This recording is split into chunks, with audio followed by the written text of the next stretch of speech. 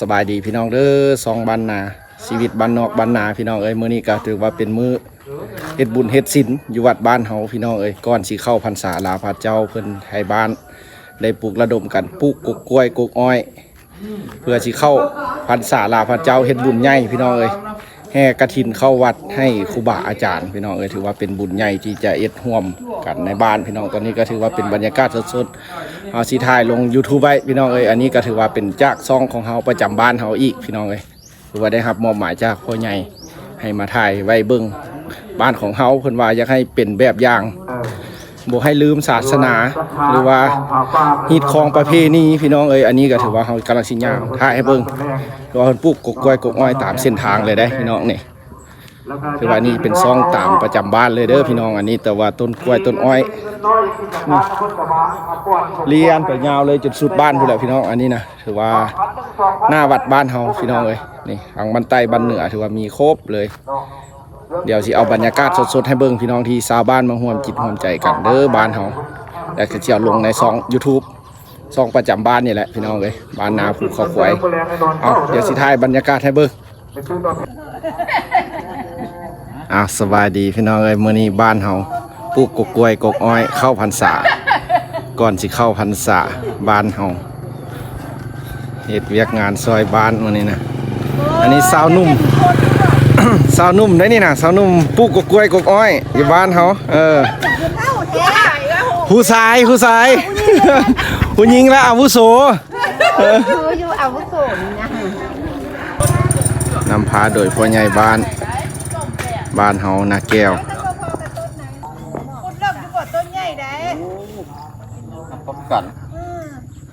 ปลูกมันอยู่ได้ไอ้เสียแน่นอนจะน้อยเข้าไปในเดินวัดถูกได้นี่นะ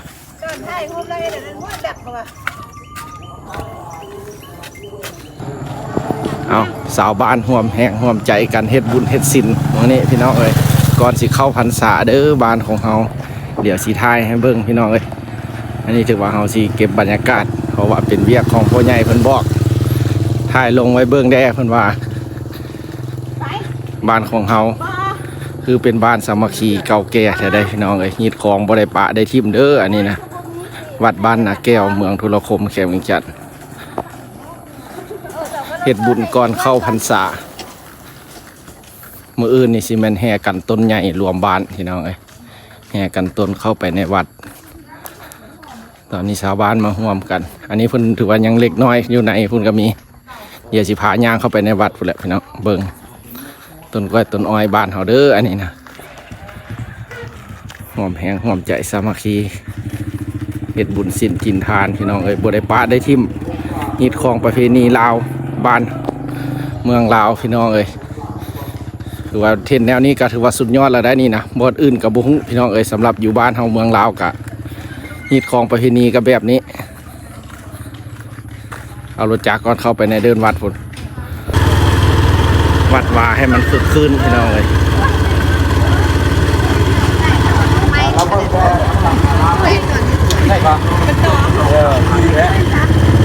ไปโอ้โหต้นกล้วยนี่ปลูกใส่ฮอตอันสีมังก็ยังอยู่เนาะพุ่นน่ะเข้าไปในเดินวัดพี่น้องเลยเพื่อนอนามัยบ่งามบ้านเฮาอยู่ซุ่มจินเย็นแท้ๆได้บ้านนาแก้วพี่น้องเลยนี่มันเสียดบุญใหญ่ก่อนเข้าพรรษาพี่น้องเลยมีการแจกข้าวปุ้นข้าวปาดแจกข้าวนมข้าวต้ม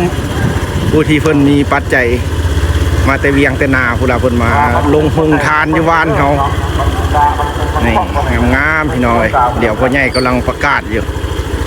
สิไปหาเพิ่นอยู่ไหนพุ่นละอันนี้วัดบ้านเขาพี่น้อยจอดไปที่เอาซารถนี่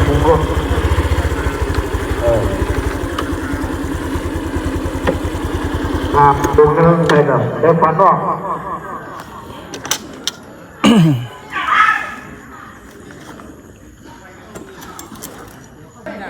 อันนี้มันหน้าวัดบ้านเฮาพี่น้องเลยเต้นนั้นแล้วก็แม่นเพิ่นสิมาเกี่ยมเฮ็ดโฮงทานเฮ็ดขนมเวลาใส่บาตรแล้วก็สิมีการกินข้าวต้มขนมเฮ็ดม่วนซื่นอยู่ในวัดนี่พี่น้องเบิ่งอันนี้ชาวบ้านมาช่วยกันได้นี่ ผู้เล็กผู้น้อยก็มา แข่งจะประตูหกคนละมาคือมันคุ้มบ้านห้องแง่ต้น วัดบ้านให้บ้านนาแต่หักอบอุ่นพี่น้องเอ้ยตาม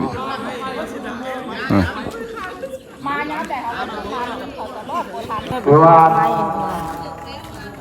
มาจากมหาน้องว่าหน้าเอาเป็นดังบนแล้ว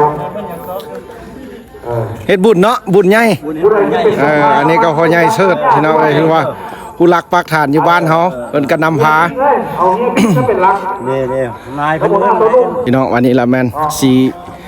ปักทุ่งพี่น้องเอ้ยเอ็ดให้มันงามได้นี่เพิ่นสิเอ็ดทุ่งงามๆเข้ามาให้เฮาสิถ่ายเบิ่งพี่น้องเอ้ยความบ้านของเฮาอันนี้น่ะแบบสาวบ้านร่วมแฮงร่วมใจกันพี่น้องเอ้ย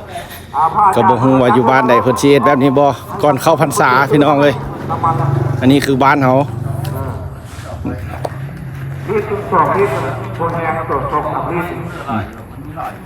สวยเหือสวยแหงสวยปัจจัยก็มี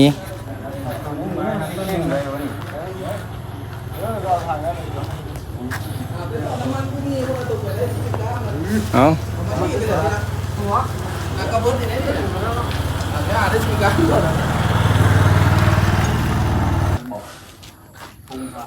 ห้อยไปแนวนี้แหละก็งามแล้วนี่นะนี่ใส่รุ่นยังผู้ดีโอ้ยแป้งมันดูลาวแป้งก้อนเบาะแป้งก้อนมันโบงามเด้นี่นะแป้งก้อนนี่มันตูด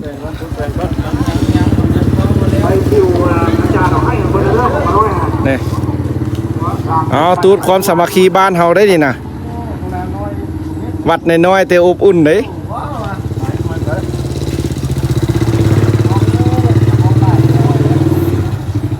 เอามีการถ่ายทำลงช่อง YouTube เด้อช่องประจำบ้านเขานี่แหละเขามาช่วยกันล้างถ้วยเพราะว่ามื้ออื่นที่มีโรงทานก็พูดแทบเลยนี่ล้างถ้วยล้างบวงเอาต้องรู้เขาต้องถ้วยบวงเลยรู้เรื่องจริงเขามันยอดมันแย่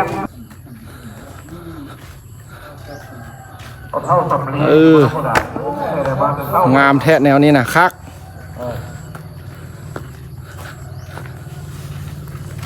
สาวหนุ่มบ้าน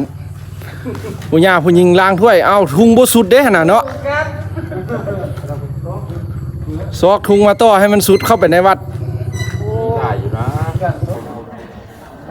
ทางผู้ย่าผู้หญิงเลยพี่น้องเลย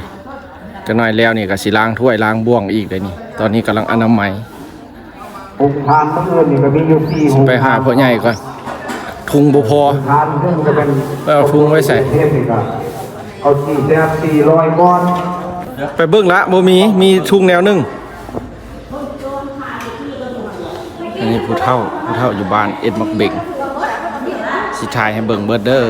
เอาเสือบ้านเฮาตอนนี้มาซอกเอาทุงบ่พอ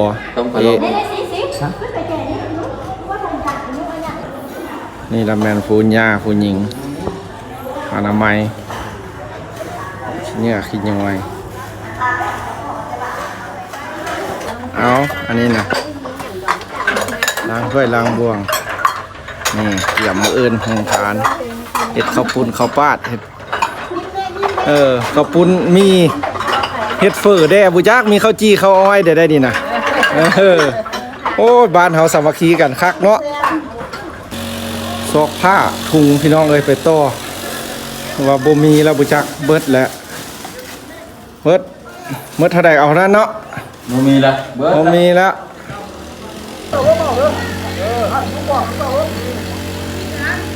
ปัดหญ้าปัดหยังเนาะเอาคักตีได้วะฮั่นเอาตีให้เพิ่นเบิ่งดูฟังดูเฮ็ดบุญเฮ็ดศีลตีกลองโอ้ยเบิ่งพ่อใหญ่สิตีกลองเฮาสิทายลุ่มพี่เด้อตีเบิ่งดูดังแฮงบ่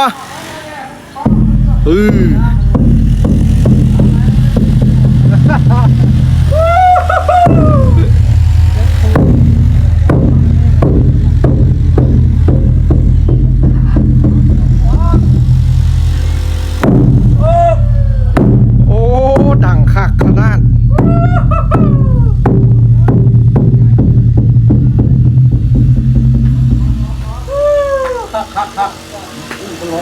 กุ้งกะโลอ่ะกุ้งกะโลโอ้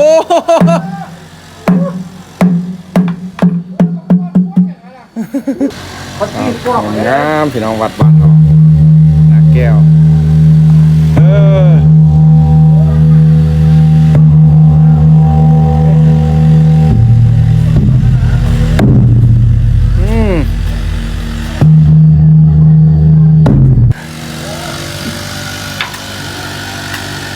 บางคนใหญ่โอ้ยดุมันได้นำพาแท้ๆเลยอันนี้นะพูดนำพาแท้ๆเลยนะบ่ได้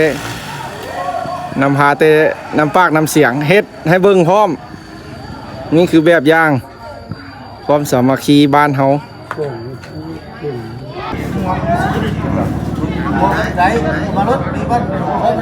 สามัคคีบ้านอนามัยโอ้พี่น้องเห็นแบบนี้ก็มีความสุขเด้อบ้านเฮาน้อย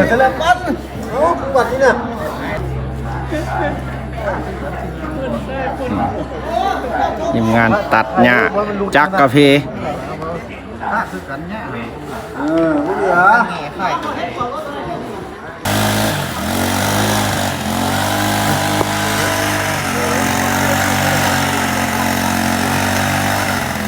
ผู้นึงตัดผู้นึงขวด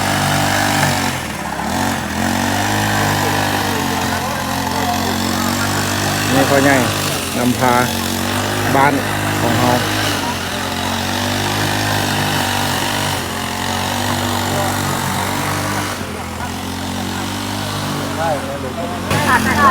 พี่น้องถือว่ามาตอนนี้ละกะหม้อก็สิแล้วล่ะเดี๋ยวสิสัมภาษณ์พ่อใหญ่เพิ่นอันนี้ผู้นำพาบ้านเฮาเฮ็ดกิจกรรมบ้านอนามัยเอาสบายดีเป็นจังได๋สบายดีมื้อนี้บ้านเฮาเฮ็ดหยังมื้อนี้นอกบ้านเฮาถือว่าเป็นมื้อห้างหาการเตรียมการบุญหาป่าสามัคคีของบ้านบางแก้วพวกเฮาเราสิได้จัดขึ้นมื้ออื่นเนาะคือจังมื้อวันศีล15ค่ำเป็นมื้อเข้าพรรษาก็มื้ออื่นนี้หลังจากทำมาใส่บ้านจัดน้ำแล้วเราจะได้พร้อมกันกับพ่อแม่ประชาชนบ้านทำเรียงทำนาญาติพี่น้องร่วมพร้อมกันไปแห่ต้นผาป่าสามัคคีแห่มาจะบรรไตเลยหรือว่าต้นผาป่าใหญ่รวมบ้านเนาะหรือว่าเอ็ดสามัคคีบ้านเข้าวัดมาถวายวัดบ้านนาแก้วเนาะก่อนเข้าพรรษาเนาะพาจากเพื่อนใช้แล้วเอาไปบนหน้าสร้างศาลในการเพื่อนมอบเป็นคนเพราะว่าไม่ยินเพราะว่ารอรุ่นรอชมกันเนาะว่าบรรยากาศที่เป็นยังไงห้างหากาเกียมห้างหากาเกียมกำลังยกงานที่วัดวาศาสนาบ้านนาแก้วเฮ็ดให้จบให้งามเอาใครมาเอาขอบใจเด้อพ่อใหญ่เด้อเอาดีไม่แห้งโดยบ้านเฮาอบอุ่นพระประจำวันเกิดแต่ละวันจันทร์ฮอดวันอาทิตย์หอมต้นโพ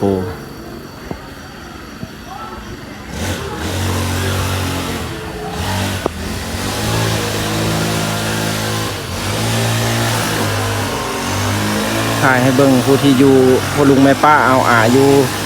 ในเวียงในนาอยู่ในต่างแดนต่างถิ่นพี่น้องผู้ที่เพิ่นเคยเฮ็ดบุญศีลกินทานสนับสนุนสร้างวัดสร้างวาพี่น้องเลยอันนี้ก็คือว่าลูกหลานอยู่บ้านก็ร่วมแรงร่วมใจกันอนามัยปกป้องปกปักรักษาให้มันจบมันงามพี่น้องเลยบ้านเฮาอันนี้นะบ้านนาแก้วพ่อลุงแม่ป้าเพิ่นอยู่ต่างแดนต่างถิ่นเพิ่นก็มาใส่ศรัทธาผู้เพิ่นมีปัจจุจิตใจเป็นเงินเป็นคำพี่น้องเลยอันนี้อยู่ทุกบ้านทุกที่เพราะว่าอนามัยจนเมิดทุกให้มันจบมันงามตัววัดบ้านเฮาก็ถือว่าแคมทงไห้ทงนาแบบนี้เลยเด้อบ้านนาแก้วสมเป็นบ้านอู่เข้าอู่ป่าแท้ๆได้อันนี้ถือว่าสิอนามัยให้ครบเดินวัดนี่เลยถือว่าให้จบให้งามอ้อมเดินอารามเดินวัดถือว่าชาวบ้านก็มาทุกภาคส่วนทุกครัวเรือนผู้ที่บ่ทันได้มากะเพิ่นก็สนับสนุนเป็นปัจจัยซื้อน้ำซื้อไหนให้ผู้ที่ออกเหงื่อออกให้งานได้กินนี่ก็เป็นสาวนุ่มที่กำลังตัดหญ้านี่น้องจะน่ากับเปลี่ยนกันสูบยาเมื่อยพักก่อนพี่น้องคือว่าถ่ายมาบรรยากาศกับแบบคือที่พี่น้องได้เห็นเนาะบรรยากาศบ้านเฮาก็ถือว่า มีความคึกคืนพี่น้องเอ้ยช่วยเหลือหรือว่าสามัคคีหรือว่าเฮาก็เป็นผู้ถ่ายคลิปให้พ่อลุงแม่ป้าผู้ที่เพิ่นอยู่เวียงอยู่นาหรือว่าอยู่ต่างแดนผู้ที่เพิ่นมาสร้างวัดสร้างวาอารามบ้านเฮาพี่น้องเอ้ยผู้ที่เขาอยู่กับผู้ใดที่อยู่แต่น้อยหรือว่าแต่เข้าหรือว่ากำลังเกิดก็เพิ่นก็สิปกปักรักษาต่อไปพี่น้องเอ้ยถือว่าอันนี้บ้านของเฮาเด้อเฮาเป็นผู้ถ่ายคลิปถือว่าสัมภาษณ์พ่อใหญ่ก็ได้สัมภาษณ์ไปแล้วผู้ที่เพิ่นนำพาบ้านเฮาพี่น้องเอ้ยถือว่ามีความสามัคคีถือว่าบ้านของเขาก็เป็นบ้านน้อยๆที่ตั้งอยู่ทางเรียบภูเขาควายพี่น้องเอ้ยแล้วก็อยู่ที่เขตเมืองสุรคม